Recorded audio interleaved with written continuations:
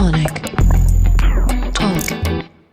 Hello everybody, welcome to Sonic Talk episode 529, recording today live Wednesday the 4th of April 2018. Sorry about the aborted podcast last week, just one of those unforeseen circumstances I couldn't do anything about. But we're back, and we're back, and we're back. And in case you're wondering, perhaps last week was your first week and you were terribly disappointed not to know what Sonic Talk was about. We are a panel show, podcast that talks about music technology, recording, controllers, synthesizers, software, drum machines, live performance, live production, all of those kind of things, anything that kind of surrounds that whole world. So please do stay tuned. Want to say hello to our friends on the YouTube chat room, where you can watch us, where we go live 4 p.m. every Wednesday, GMT, and we're summertime. And also we've got the IRC chat room as well. That's the sonicstate.com/live. You can find all that stuff there. So please do come and join us each week. It makes the whole show much more fun, and we get some decent numbers, and it's all quite lively and jolly. Anyway, I also want to say thank you very much to our show sponsors who are providing the competition this week. We're going to be giving away a copy of iZotope Neutron 2, which is a mixed processing suite of plugins. In fact, this show goes through that. The master bus is running through a copy of Neutron before it gets out into the world. So what you're hearing now is being processed real time with Neutron, but perhaps a little bit more on that later. Anyway, let's say hello to our guests. We'll start with Steve Hillier, who's over there in Brighton. Steve Hillier, of course, educator, producer, DJ, songwriter. I don't know. Well, is there nothing you don't do? I know I struggle there. Actually, I should rephrase that. Is there nothing you won't do for money? That sounds wrong now, doesn't it? Well, actually, I live by the maxim. I think I heard this from Ricky Gervais, that I don't do anything for money that I wouldn't do for free. Now that sounds. A good goal. That's not a bad idea. Yeah, I like the sound of that. Anyway, Steve, have you been off songwriting, or have you had a bit of a break? You said you were in Spain. No, I just come back from Spain yesterday. I'd finished a couple of projects which will hopefully be released next month, and so just took an Easter break down in Marbella, which was really nice. Well, I discovered a few things. I discovered that which I kind of already knew, but Spanish electricity in houses is not wired the same way as it is in the UK. So you have a bit of a problem sometimes if you're trying to run USB items such as a Ableton Push 2 off the same socket as your MacBook. This is all very interesting, but essentially I've discovered you have to do some jiggery pokery for that. Also, the other thing I discovered was that it's actually easier to get the Estonian military to turn their music down than it is to get English tourists to stop shouting and dancing in a restaurant. So, wow, that sounds like you had a hell of a time to me. I think we... Yeah, I'll look forward to that chapter in your forthcoming book memoirs, perhaps sometime in the future. Yeah. Well, Steve, thank you very much for joining us. And also we have Mr. Yo. Oh, no, well, let's go to Robbie. We haven't had Robbie for ages. Robbie Bronneman, who's in a new studio. So is that a new colour scheme? Was the other one a bit redder, or am I imagining things? Yeah, it's all new. Everything's new here. Yeah, it's I'm in a new place in Bristol now. I'm living in Bristol, so... Yeah. Right. Okay. So is this robot? Is it still a Robot Studios? Are you still kind of keeping that moniker, or is it Robot Mark II, or what are you? I don't know. I think my obsession with Tron's taken over, so I'm not sure yet. Yeah. Okay. We'll see. I haven't dubbed it yet, so perhaps suggestions on a postcard or whatever they used to say. Yeah. Okay. That sounds like a good idea. And Robbie, of course. You've been on the road a fair bit as well with Howard Jones, and also been working on various albums in the studio. Soundtrack work as well. You still doing that kind of stuff? Yeah. We just talk about a new project now, and I've been backwards and forwards to LA with some projects as well. So, so lots of things going on at the moment. Yeah. Yeah, we missed you because I know Gaz came over to LA with us, or was with us at one point. But I think when you came to NAMM, I just wasn't able to hook up. So. This is our kind of belated hello. Anyway, Robbie, lovely to have you. So let's get on to some topics. Let's see. Oh, yeah, this is interesting. There's no video because there just isn't. But this is the brand new Nektar Pacer, which is on the face of it, it's a foot controller, but actually this is quite a different foot controller. It's got 10 programmable foot controls, four switching relays, which means you can put it into sort of to switch channels on amps, so it'll work actually almost like the foot switch. And that's also programmable. 4 switches as well, and 2 expression pedals. It doesn't. There was some talk as to whether those backlit pedals were programmable. That I think the color of the light is programmable, but the characters is not. But for 199 quid, that's probably asking a bit much. But that's a lot of connectivity, and it also works, as we know.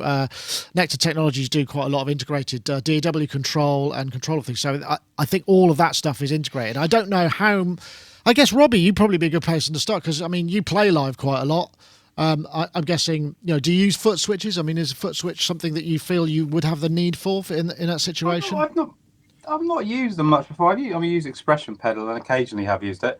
I know that I'm wondering whether Gaz, with his new Electron rig, is going to be seething when he sees this because he just bought quite an old Roland thing to replace whatever he had. I don't know whether this might have been better, but those very words did leave his lips because he was here last week filming, and he said, "I've just bought." Yeah, he bought the FS 300, which I think has got a couple of expression pedals built in. Yeah, I think, and I don't know how programmable it is by comparison because I've not used one of those, but it looks. But there aren't that many of these type of products for feet on the market, are there? I mean, I know that the Macmillan people make like a small programmable foot switch thing. Yeah, but it's quite small. It's much smaller and fiddlier than that by the look of it.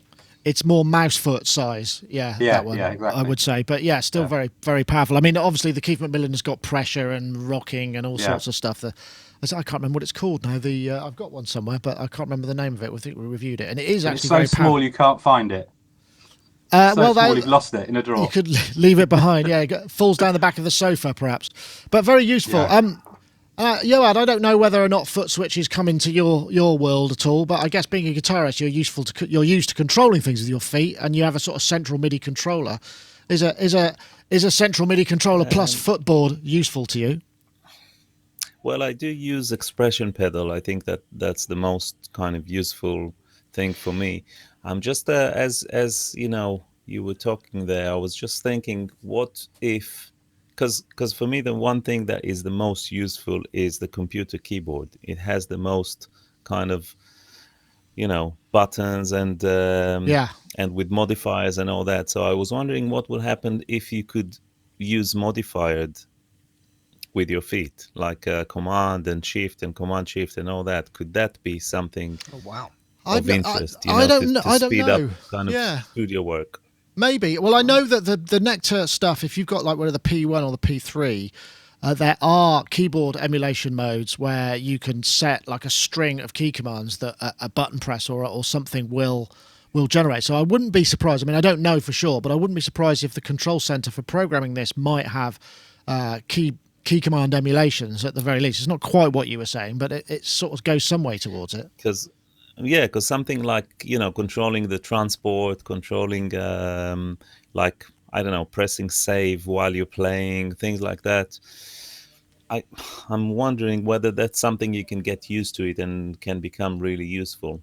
I don't tour much these days, so it's mainly studio work. And with all the controllers and we talked about controllers actually last time I was in. And I asked folks to tell me whether there was something that could that I can use as a knob for controlling plugins. And actually, there was a lot of response on that, and a lot of people directed me to knob control. It's NOB, and that's a really interesting controller. And I actually bought it. And what it does is once you hover above a plugin knob, you can just turn the knob and it just and it will control it, and it's quite interesting. As I predicted, there's a problem in touch mode, in automation touch mode. So if you stop moving it for even a tiny bit, then it will jump back to the previous value. It's not really useful, because it's not a continuous control as such. It's more like arrows, but it's really, really handful. So I have it on my left, and I just use the mouse to hover over plug-in knobs, and then I can turn it, and it's a really good quality knob. It's really nice. So thanks for everyone who well, I did like the look of it. Some link. people thought it might be a joke because it sort of looks like so lovingly created, but actually you can set up loads of different mappings and stuff, can't it? It's quite powerful, I believe. Not sure about that, but for me it's just I mean, there's one interesting feature, which is when you double click the knob, because the knob is touch sensitive, so when you double click the knob you undo your last movement of the knob, which is quite interesting as well. So it has its own undo system. It's quite pricey. It's 199 euros, I think. Well, that hardwood and brass doesn't come cheap, does it? Order. Yeah, but I mean, for me, it's because like I said before, you know, the problem I have with controllers is that I end up looking at the controller, looking at the screen, looking at the controller. But with something like that, which only has one knob, and then in conjunction with the mouse cursor, you don't have to actually look at it. That's for me quite a workflow enhancer. That's interesting. Well, I'm glad you found something useful out of that. That's great. Steve, you do perform live from time to time. Foot controllers a thing for you? I mean, or just even in the studio, just being able to kind of control the DAW when you have your back to the computer and you're playing some of those lovely machines behind you. Any use? Well, actually, I use an iPad for that these days, which is kind of useful. I don't think I'd use this for studio control, but definitely for live. When I sort of started out with music, I was using a whole load of guitar effects pedals, making this kind of music you can see right here on my t-shirt. Here we go, shoegazer. So this is like something that's particularly new to me, as in like using pedals live. But I know pretty much every time I come on this show that I get really enthusiastic about each new piece of equipment, but I really do think this could be amazing for a few different reasons. First of all, the price seems extraordinary. It's what, £199, including VAT? Yeah, 199. Yeah, so that's affordable, let's put it like that. And for me, if this can be tightly integrated with Ableton Live, I think this opens up a whole world of performance possibilities.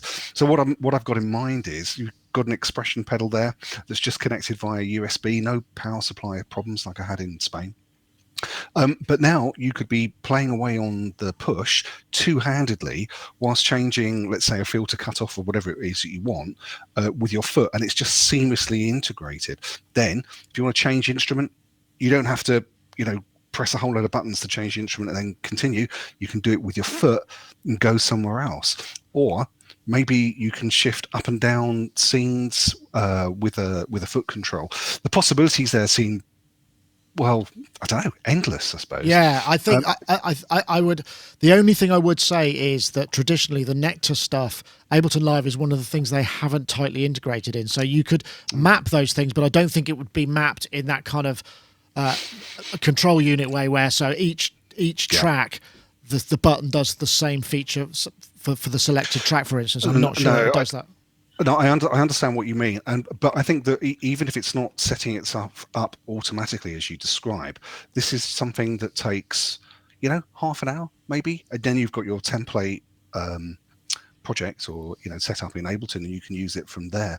I just think anything that enables me to do more musical stuff with my hands, if you know what I mean, without having to interrupt to change tracks or whatever, which you could do with your feet. I think that would be a really good thing. I think you're right. I think the foot switch thing, I mean, when you see people who use them very effectively, you often do, don't you? You see a gig and there's a keyboard player going, oh yeah, I should do that. And then it sort of goes to the bottom of the list. You never get round to it, but something like this could work. I mean, I think for me, where I could see this using is perhaps for switching shots. I mean, at the moment I have to look down to the iPad, so I don't know whether I'd be able to I wouldn't be like me playing organ foot pedals where I've got sort of muscle memory. So I know that I'm going to hit that shot or that shot. It'll probably just be kind of that instead, I get it the wrong way around. But it does look very powerful from that point of view. I don't know. I mean, I think I don't know if we're going to see them at Music Messe, which is actually next week, can you believe, or Super Booth. I don't know whether they're going to be attending those shows, but we'll check it out. Just another quick look at that. But yeah, the price seems good. I mean, I think everybody was excited that those were AMOLEDs and you could just change the labels, which would have been even more awesome, but very unlikely at 200 quid, I think. So yeah, anyway, that's probably that. Okay. Yeah. Did anyone see that? Get a chance to check this out? This was a documentary by New Yorker. So there was hesitancy and sort of a mistrust in hearing your voice that's not your own, sort of alienated from your body, which is all the better for music. Essentially, it's a documentary on the history of the vocoder, and I didn't know a lot of this stuff.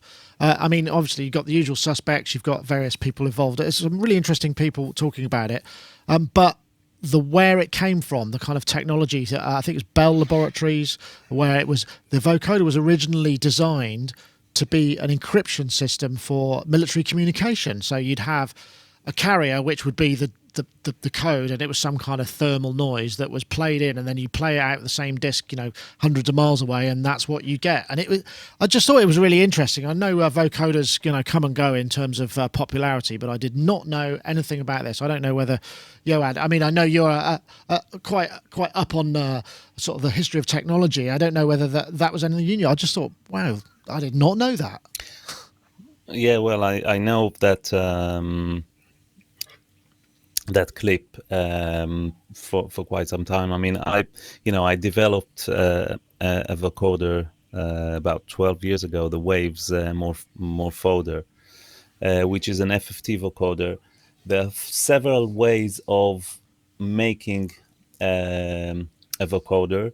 It's actually funny that the first one was actually a digital one, although a very primitive one, but the Roland, the classic Roland and Korg ones are actually based on 16 band filter bank.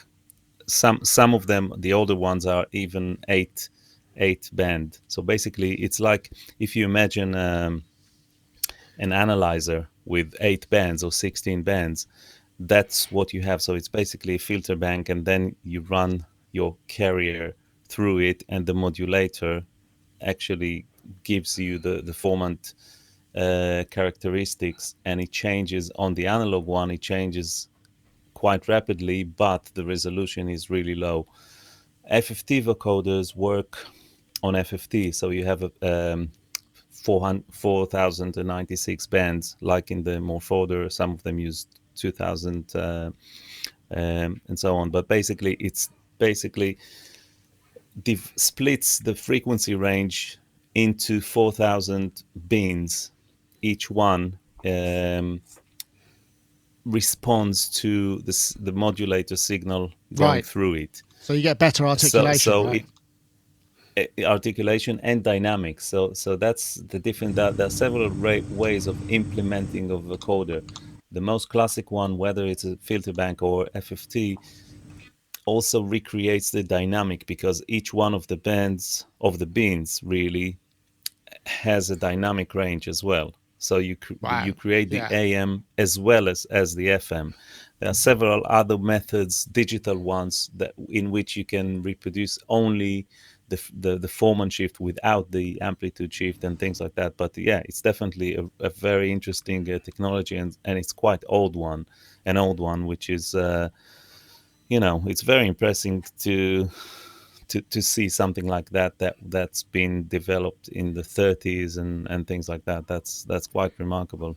Yeah, I mean that they were showing the encoding and the decoding end. They were like sort of massive 25 square meter computer electronic systems, which, as we've seen in many of these cases, is often the case, isn't it? Robbie, are you using vocoders much in your life these days? I've used them quite a few times over the years. You always be in the studio and someone will go, "Oh, have you got a vocoder which actually you can understand what somebody's saying once it's been through it?" There seemed to be like a holy grail for ages, because you get the kind of Sparky's Magic Piano, kind of that soft kind of choral thing. I love them. I've used them all sorts of things. there's all sorts of really interesting sort of bastardizations of those sort of things now. There's the infected mushroom. We've got that plugin which does kind of lots of that kind of stuff. And yeah, I've used them with Howard and I've used them with various other artists. Yeah, I think they're fun, but they always seem to have a bit of a stylized place in music, don't they? Yeah, well, I remember using them in remixing where we would put drum loops as the modulator, and then a bunch of chords as the carrier, and then you'd end up with sort of really interesting rhythmically shifting kind of thing. I mean, it doesn't have to be voices. You can modulate one thing with another. There's all sorts of ways. It's just whether you got the patience to set it up. Because I mean, the old school ones they were quite finicky to get it just so. So I mean, I guess in software you've got a lot more kind of granularity. There's a couple of them, aren't there? There's a couple of them that are like legendary, that are like go for like £20,000, don't they? There's like a couple that are like only a handful of them were made. Can't remember what it is. You occasionally see them come up on like eBay. What's the silly money? Sennheisers and stuff like. Yeah, there's one. Yeah, they're ridiculous money, don't they? Yeah, I'm not sure about the about that. I had an VC EMS one, and I can't remember what it was. I didn't have it. It was actually Will Gregory's, and it was this massive kind. It was like a big project box. It looked like something out that you find in a in a kind of university science laboratory that was some bloke made to do something specific. But it was actually it actually you could once you tweaked it, get it to just about sound good. I always thought it was funny that do you remember when Cher did that track, the Believe track, and the producers tried to tell everyone it was some sort of vocoder pedal that had done it. And there was I just have visions of all these people all over the world getting really frustrated going out buying this vocoder pedal, trying to make it sound like auto-tune until they finally spilled the beans on it. Yeah. Absolutely. Yeah. So, Steve, have you had a chance to see this? I mean, and how do you feel about vocoders generally? No, I love vocoders. Some of my favourite records really feature them. I'm thinking of. Are you guys aware of Hide and Seek by Imogen Heap? Yeah. Well, that is to my mind, that's the definitive. Was that a Roland? Well, it's a Digitech. It's a Digitech. Oh, is it? Oh, really? Digitech vocalist. Vocalist. Yeah. Wow. Right, okay. Yeah, it sounds amazing on that. I was just thinking actually when I was watching this documentary that so much of the effectiveness of a vocoder comes down to a psychological process known as pareidolia. Have you guys come across this? No, I do. Tell more.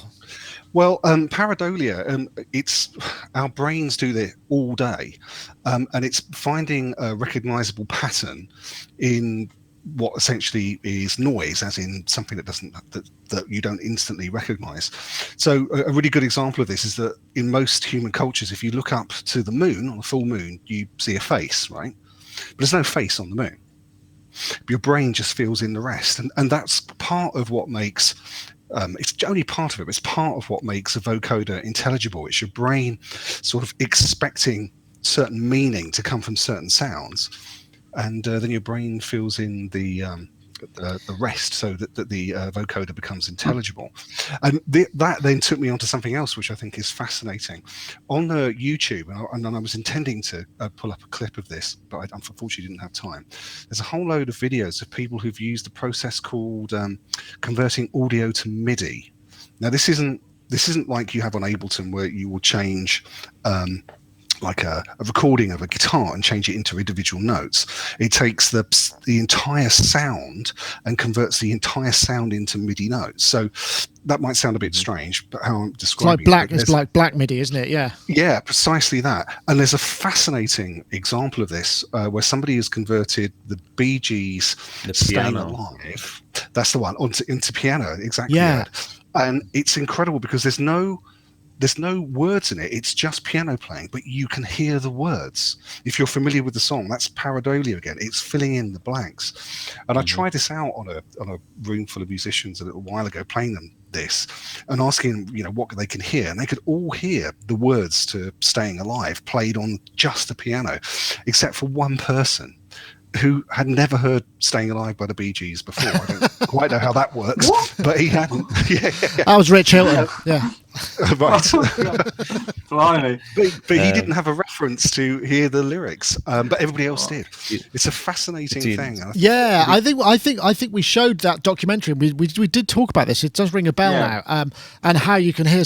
Actually, that reference was not fair to Rich, because it's just that Rich had never watched Blade Runner, and there was another movie that he hadn't seen, and we was joshing with him.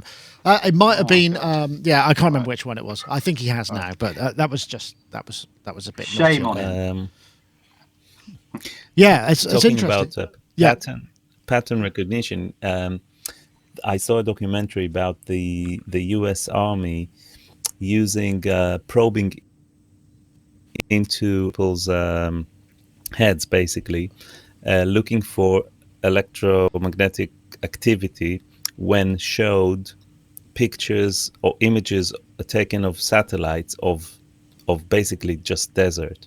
And they run the pictures very, very quickly, and the brain can detect a pattern that looks like a square or something like that, even if the person is not aware that his brain is detecting this pattern. The electromagnetic activity beeps there, and then they stop and they zoom in. So it enables people to scan like hundreds of miles of satellite images very, very quickly, and they're not even aware that their brains detect these patterns. My God. And then that's got to be that's got to be. Well, that's probably not much worse than some of the programs I'm forced to watch that my daughter wants to watch on TV. I suppose it could be. Right. Well, I think this point is probably time to just introduce a little message from our friends at iZotope. This week, we're looking at Neutron 2. Of course, Neutron 2 is part of the Ozone suite as well, or not part of it, but it also links in with it. But Neutron 2 is mastering, multiband dynamic EQ. There are so many different processing aspects to this, and it really is compression, multiband compression, like I say, dynamic EQ, mix visualization, lots and lots of ways in which to help work on your mix, and it really is vintage and modern modes for all of these, and the new interface is actually great. As I said earlier, this show is put through the Neutron 2. It's processed for sort of that radio sound you're hearing is just run through this. Gating, just a kind of whole suite. It's almost like the sort of super channels. Multiband transient shaper. There are so many things that you could do to process the sound and get kind of a lot more out of it. And again, visually, the representation, visually, the audio they're working on, including the ability to mix and match between two tracks, just so you can A/B between them. It's very similar to what Ozone does, but it's very, very specific, more of channel and master bus stuff. Anyway, if you want to get hold of Neutron 2, all you have to do is head to iZotope.com/Neutron, and you'll be able to download a working demo of that. And we have, in fact, got a competition this week.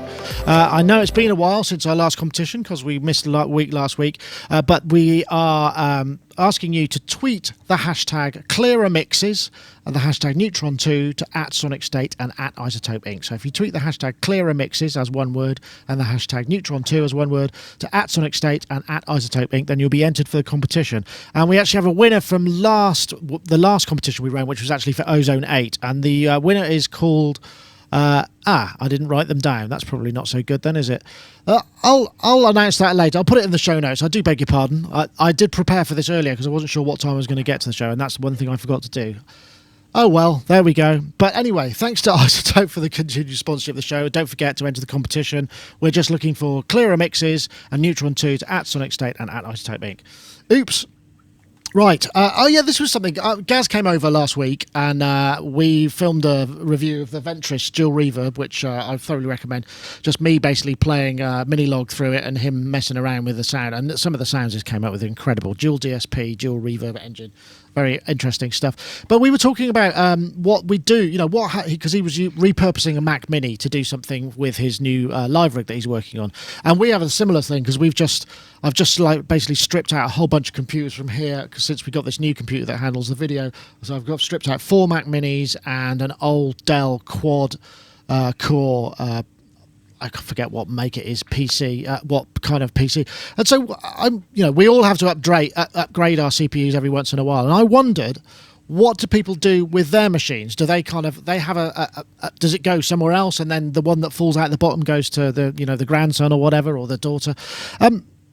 Steve, I mean, I don't know how often I'm working on a laptop, and we haven't upgraded our main PCs here for years, but my laptop I probably upgrade every 2 to 3 years, and it usually ends up getting turned into a B machine or coming with you. What do you do with your previous stuff? Do you kind of try and use it? Basically, I mean, I was thinking about this before I came on, and I realised that my house is full of old Macs being put to good use. So outside of the music world, I've got an old MacBook Pro, the last of the 17-inch versions. I don't know if you remember that from like 6 years ago. That's my television. It works really well, because you can get iPlayer and Netflix and all that. That's fine. But on a more musical side, I do tend to hang on to these machines because you sometimes find that software that was supported, let's say 10 years ago, would be compatible up to Snow Leopard on the Mac or whatever it was. And I don't want to lose that synthesizer or whatever it was. So I hang on to the laptop. In the past, what I've sometimes done is take a disk image of the operating system, keep that, sell the laptop, knowing that if I ever need it again, I could pick up that laptop from eBay, probably at a quarter of the price of which I sold it for, and then run the software again. So that's kind of useful. But one thing I did want to mention on this is not so much with computers, but with phones and stuff. I found that hanging on to old iPhones and also old iPads has been absolutely brilliant in the sense that I can use, for example, this as a remote for Logic whilst I'm playing on these keyboards behind me, as we mentioned before. But also these older iPads are brilliant for iOS synthesizers. So, for example, at the moment I'm using this tiny iPad Mini to run Syntronic from IK Media, I think they're called. I don't know if you guys have come across this. Yeah, that's the one. And it works perfectly on these older iPads. So now I've got what essentially sounds like a complete analog keyboard suite that runs on a piece of software that you could pick up on eBay for £100, probably cheaper, quite frankly. So they're very, very useful like that. And I was wondering actually for a while whether the digital to analog converters would be up to the job on these older iPads, and they definitely are. If you've got a good sounding synthesizer or sample library that runs on iOS, they'll sound brilliant on these. So that's what I do. So use them as like sound modules. Okay. Yeah, precisely that. Interesting idea. That's a good one. Yoad, I imagine, you probably get, because, if you're developing software, you probably need cutting edge machines more often. You're pushing the boundaries in your studio. I know you work in the sort of Hackintosh world, so that's less of an issue because you can upgrade the kind of core as well. The core dish as well. Yes, I should point out. I mean, what do you do? What's the kind of shedding process of the old hardware? So, like Steve says, I still have should be in running old condition G3 with Pro Tools 5 and Logic 4 or something like that, and I have the hardware interface and everything. So should I need to run that old projects, I should be able in theory to run them. I have another G4 with Pro Tools 6 I think and Logic 7, which is the Rosetta Stone, because from Logic 7 I think you'll be able to read so if you basically Logic 7 would be able to read any old Logic version, and then you save it as, and then you can open it today. You should be able to. Yeah. So things like that. So I keep some of those. I have, I don't know how many MacBooks at home, probably like 6 or 7, some of them lying about, some of them, with my daughter, some of them are used to like an entertainment system for playing stuff and things. I think we should all be basically donating our old computers and phones because there are people who need them. But unfortunately, I don't practice that in reality. I want to do it, but they are useful. I mean, I do use the iPad with the Animoog, which is great. I have a really old iPad, and it still works, like Steve said, and the converters are fine. And I actually wanted to embed one in my Neve desk as a controller for Omnisphere and things like that. I mean, yeah, they can be useful. I mean, they're still very powerful machines, and they can do so much. But I think that I would like to.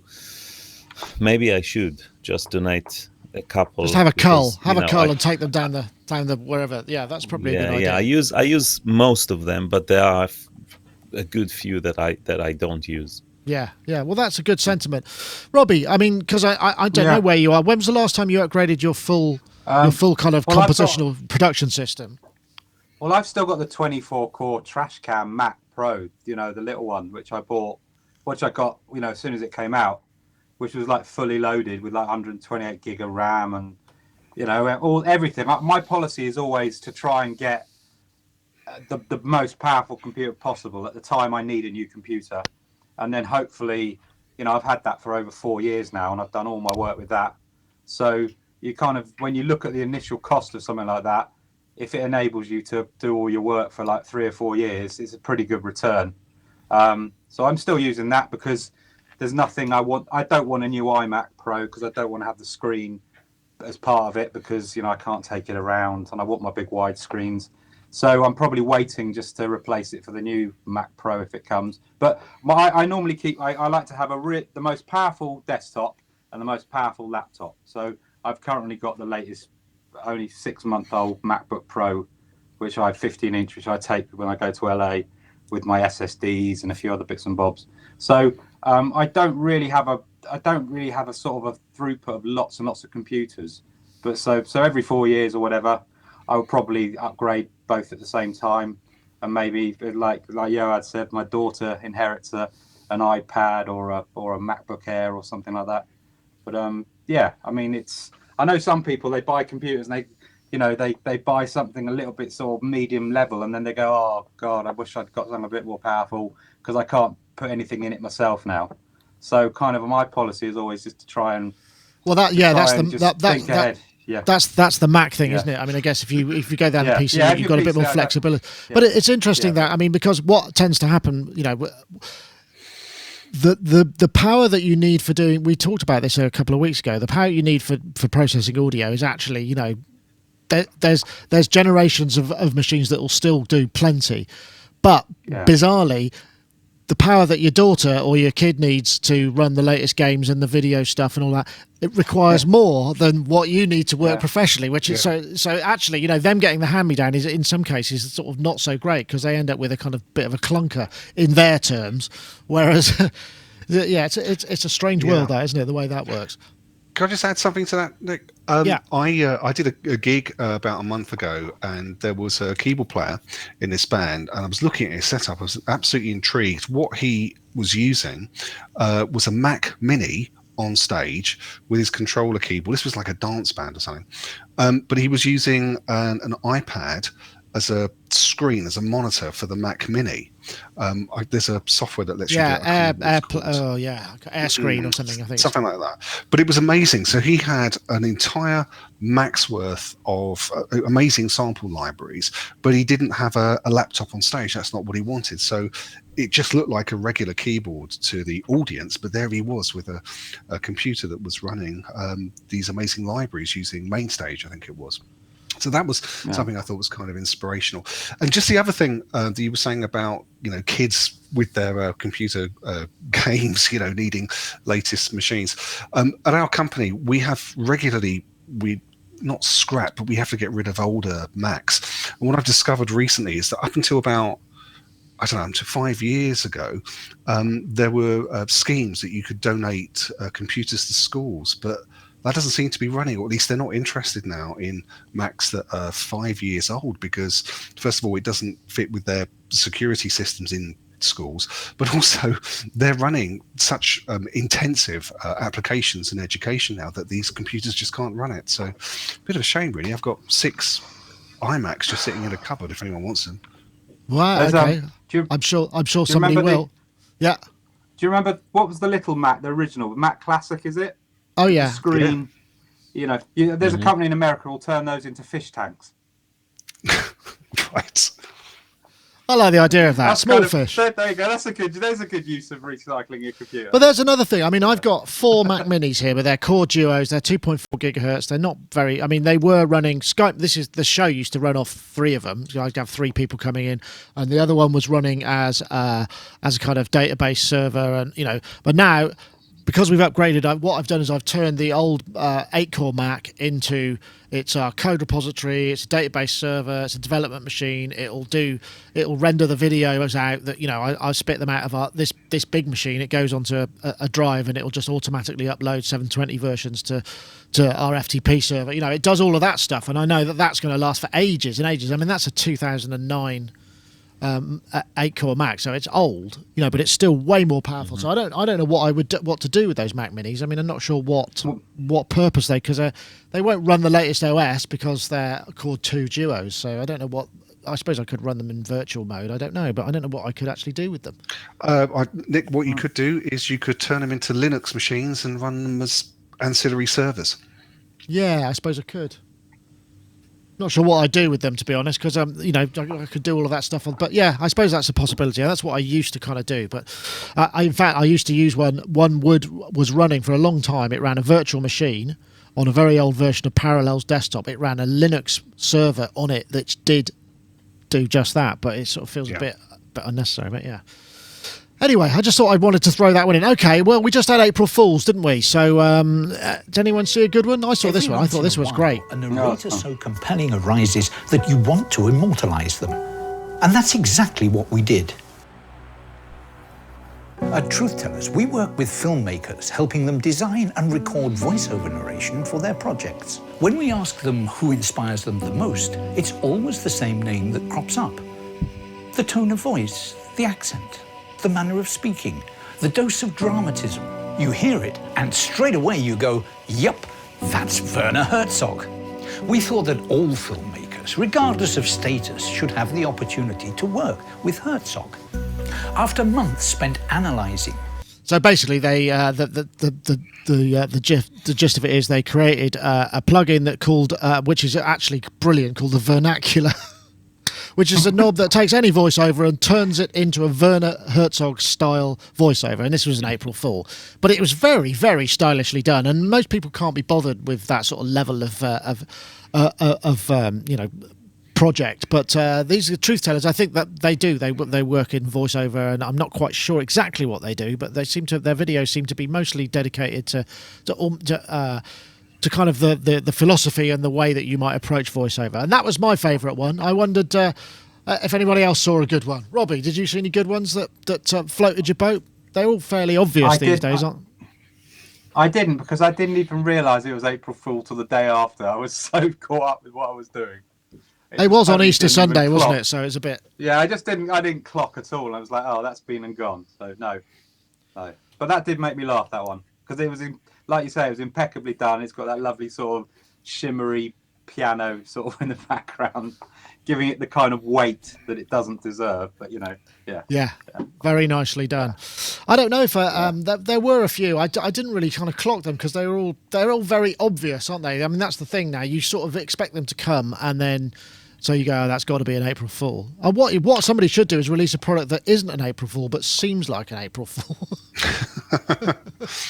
There was one that I saw that completely got me.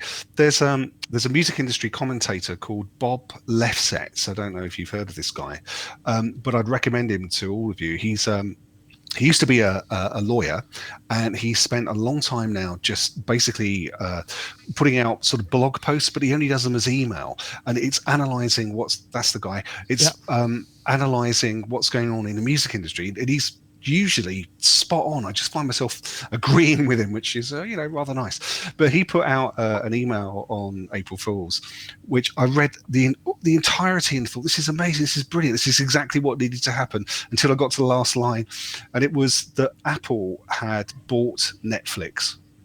and he was analysing it. He was explaining how this was the perfect addition to their collection of technologies, and it was going to stop them having to make more television programs with Jennifer Aniston. There's only one program we ever need to see with Jennifer Aniston in. And it was brilliant until he got to the very last bit, and he said, "Yeah, and it only cost $100 billion, but Apple can afford that." And I just thought, nah, okay. And then it turned out no, it wasn't true. Oh, that's interesting. Who's that? Sorry, that's me. It's my phone. That's my phone in vibrate mode, doing some sort. Oh, it sounded really kind of interesting, loopy. Oh, yeah. Are you? Do Waves ever do them, or is it something they don't? Well, I actually toyed with the idea of circling an email within the Waves kind of email network, congratulating both Waves and iZotope for the merge, but but I thought it may be too much, so I cowered. You didn't go for it last moment. Well, what would you have been called? What would you have been called, Yoad? What would have been the sort of combination name? I don't know. Just congratulations for the merge. iZotope, yeah. iZotope. Oh yeah. There we go. Exactly. There we go. I just want to point out in the chat room. Who was it? I missed it. Somebody. Where did it go? I know someone. Yeah, that's right. Paul LeBlanc said, "I know someone who fried all of their Eurorack stuff from a bad power socket on April the 1st." That's kind of not funny, but I suppose it's ironic, perhaps more than funny. But yeah, I don't know. It feels like maybe we're just because everybody feels they have to do them. They used to be much more infrequent, and therefore, when they did happen, they were a bit more kind of like, "Oh wow, that's a good one." I think we did one with a stage pedal that was a pyrotechnic pedal, and we put like this pyrotechnic in it, and one of the I wasn't here at the time, and when he trod on it, it sent up this massive kind of flashbang pedal, which was a lot of effort for a 2-second gag, but that's the way it goes. Okay, right. Well, you could have thought that this was an April Fool's. That's brilliant. This is called Le Slide. And you could, I suppose this could have been released on April the 1st, and you might have think, well, that's ridiculous. But actually, it's quite an interesting product. It's a sort of clip-on pair of extra screens that slide out. You connect over USB 2, I believe, and it just gives you loads of extra screen real estate. And it's platform agnostic, so it'll work on pretty much, Mac, PC, whatever. I mean, it's not going to be fast enough to perhaps do like 120 frames a second streaming, or maybe it will. But it's been hugely successful in its Kickstarter campaign. And you get 13-inch versions, 15-inch version. I think they're doing a 17 as well. There we go. That's with a Mac. And it just seems like that's what a genius idea. Or is it? Is it the sort of thing that you go, oh, that's great, but then, you find that you just knock it and it snaps everything? I don't know. Rob, you sounded quite keen on that. Yeah. Well, I mean, because when I started taking my Mac Pro around, I needed little screens. And I got these G-Chic made these tiny little super thin 1080p screens that were basically 13-inch screens. So I had 2 of those with the Mac Pro running on mini display port. And I think I've got a couple of those, some Asus ones now with USB-C for my latest MacBook. But the only thing is certain plug-in manufacturers' plugins all the graphics go weird when you use 3 screens with those sort of USB connections. So I've kind of got back down to using 2. So it's kind of rendered it a bit useless for running a DAW for me, using 3 screens because I can't get things displaying properly. Which is a bit weird. So, but yeah, it's a good idea. I love that idea because there's never enough real estate, even if you've got like a 15-inch screen. You want to be able to see the mixer, you want to open plugins, and you always end up just shifting windows around the whole time. So, I think it's pretty cool. And it also, because it clicks onto, let me see if I can find Le Slide. I'll find the actual, let me see, I'll go to the website. 2 displays, where do you do it? Let's slide. So it starts from €349 for 13s, I think, which seems pretty cheap to me. They're not building them just yet, and there is some, this sort of thing that takes a little while to finish off. Oh no, Yoad, I mean, you travel, I guess the places you go to, you've sort of got a working setup where you're going, so you perhaps don't need that. But you could imagine if you're on the road a lot, And- this could be quite useful, right? Yeah, and the places I go to mostly have power sockets because I wonder, how long does the battery last with two extra screens, and how heavy they are, because my laptop bag is quite heavy as it is, and just imagining 4 kilos more or whatever it is, it's gonna be quite heavy. Let's have a look. I don't know what it weighs. I'm sure there was some stats here somewhere. I can't see there was some details. What's in the box? So micro USB, 8 steel pads. You connect. Hold on, let's have a look. So, does it say what the weight is? I think also in the plane it could be a little bit funny when you kind of pull out your laptop and then. Oh yeah, absolutely. But the thing is, you don't have to. You can keep them folded. You can keep them folded back. Whoops, that's me. You can keep them folded back and then just kind of slide them out when you need them, or slide one out. I don't know. Steve, what do you think? One for you? No, I really like this idea. I was just thinking about what Yo had said about the plane, and I got some funny looks on EasyJet yesterday, just getting out my iPad Pro, the 12.9 inch thing. So I don't know what's going to happen if I pulled out a couple of those. I should probably stop 1.2 between 1.2 and 1.8 kilograms for the extra screens. What's the resolution on them? Yeah. What's the resolution? Let me see. I'm just looking on the website. 1315, 1920, 1080. What I think could be really interesting about this, and I think I mentioned this before, I think I was on the program when this technology was on before, would be if you're a musician who has to have a laptop on stage, but you're not necessarily looking at it to do what you have to do. So for example, you're running Ableton with a push, right? So you could got all that in front of you. You could use the laptop as some sort of feature of what you're doing. And if you've got the multiple screens, you could have one projection on this screen, or a big widescreen projection that just is something interesting to look at for the audience, rather than just watching you press buttons. Yeah, actually, I'm having a bit of a deja vu. Haven't we talked about it in? Oh really? Before? Am I having a senior moment? Have we done this already? Oops, I don't remember. Oh well, maybe I did. I don't. Maybe it was a different. No, I tell you what it is. No, it's been in the show notes for a while, but I've not got round to doing it. That's what I think. Okay. But anyway, I hope so. I'm sure the chat room will tell us. We'll see. But I do think though, if it's £380 for a couple of extra screens, again, it sounds really quite affordable, and I think it could be really, very useful. Mm-hmm. Yeah, I'm thinking. Yeah, I mean, agree. And how do they connect to the which ports do they connect to? It's USB. It's USB basically. But isn't it one of those double USB? One of those double USBs, because it's the power requirement. So I usually have like a split cable with 2 USB sockets. There's one there. I'm not yeah, entirely sure, to be honest. That's a good question. Yeah, you can see it there. You can see it on the picture. It's got like sort of a dovetail off it. Yeah. Yeah, but is it taking power from the USB as well? Yeah, it's powered. It's powered via the USB. That's why you have the 2 plugs. Okay. My experience with USB adapters to screen is that they are very sluggish and slow. But maybe this is like USB 3 super fast or whatever. Well, I think it is USB. Looks promising. I had the same problem because I bought some. I tried some. I can't remember the make, about a year and a half, 2 years ago, some USB 2 ones, and they didn't work very well. But I've just got, as I said, these new Asus Zen ones, which are 15-inch high resolution, and they're USB-C. So if you've got something with you, and they work flawlessly, and they take their power down the USB-C as well. They're great.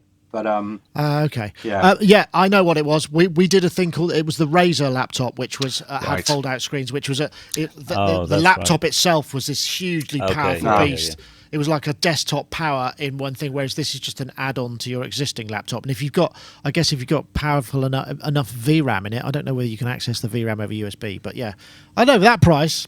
I mean, when they start coming to market, I'd like to go and have a look at one, because it might be something that'd be worth. I mean, certainly, say for instance, if we're at NAM editing, you just have my machine is really fast and it'll do video editing really quickly. So you can have CMS on one side, the video window on another side, FTP windows on another, or the YouTube upload interface, and then that it would look pretty cool.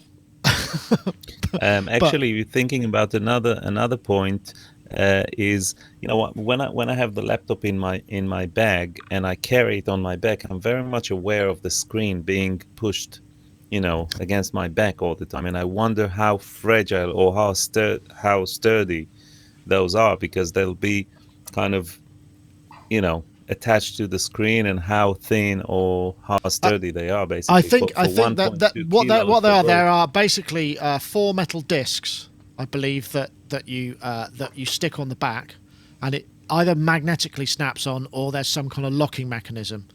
So they're held on there, and then when they fold together, the whole thing, as far as I can tell, is sort of sandwiched like that. So that 3-layer sandwich is there's not going to be much space in between them. So I shouldn't think there's going to be much flex. And it might. So there's a lot more. So there's a lot more weight on the hinge of the computer then, the actual hinge of the actual screen itself. I suppose if you fold it back far enough, it would be. Yeah. So I mean that's the way of it holding it. Yeah. Maybe anyway. That's possible. Let's have a look. Is there? I don't know if there's another. If there are any other let me see what we can see there. If there's any sort of. Looks cool though. It does look pretty. It does cool. look cool. It's like having the Matrix, isn't it, in your backpack? Yeah. It makes you feel like you're about to hack into the mainframe, doesn't it? Yeah. Yeah. I like the sound of that. Anyway, that was that. I just sort of wanted to throw that in there because it'd been there for ages. Okay. It's nearly 5 o'clock. How's everybody doing for time? Do anyone want to do any more? Or have you got to go? I mean, we've been. I have to actually go for an appointment at 5:15. So let's get there at 5:15. So all right, well that's all right. Well, maybe we'll save one of these for later. Who knows what sort of news week we'll have next week? But thank you very much everybody for watching. Before we go, I'm quickly just remind you of the iZotope competition. We're looking for the hashtag Clearer Mixes and the hashtag Neutron2 to @Sonicstate and @iZotope Inc. if you want to win a copy of iZotope's Neutron 2, which is mixed processing software. And I want to say thank you very much to our guest Steve. Thank you for joining us. It's been a pleasure having you as ever, and look forward to having you on again anytime soon. See you all later. Yep, thank you very much. Also, Mr. Johan Nevo, we'll see you perhaps back in London at some point with your other backdrop, your studio backdrop. Thank you for joining us as well. My pleasure. And Robbie, thank you. Your new studio, I'll have to come over and visit sometime. I've heard good things about it. Now you're close by. And it's nice to meet you two as well. Haven't met you both before, so really nice. Oh Cheers, gosh, Robbie. has it been that long? Well, all right. Actually, I think I have met you, Yoad, because I think you worked on a Sugar Babes track that I wrote with Howard, mixed years ago. Sorry, come again? I missed that. Did you work with the Sugar Babes? I did, yeah. Yeah, so I think you mixed a track that I wrote with Howard years ago, called Blue. Oh, that's one of the second album. Yeah. Oh, yeah. Anyway, That's. there we cool. go. Wow, that was a little while ago. Yeah. Yeah. Well, folks, thank you very much for watching. Thank you, everybody. Thank you, our live streamers. Thank you to the chat room and the YouTube chat. It's been a pleasure to have you aboard. We'll see you all next time. Thank you very much. We'll see you next time. Bye-bye now.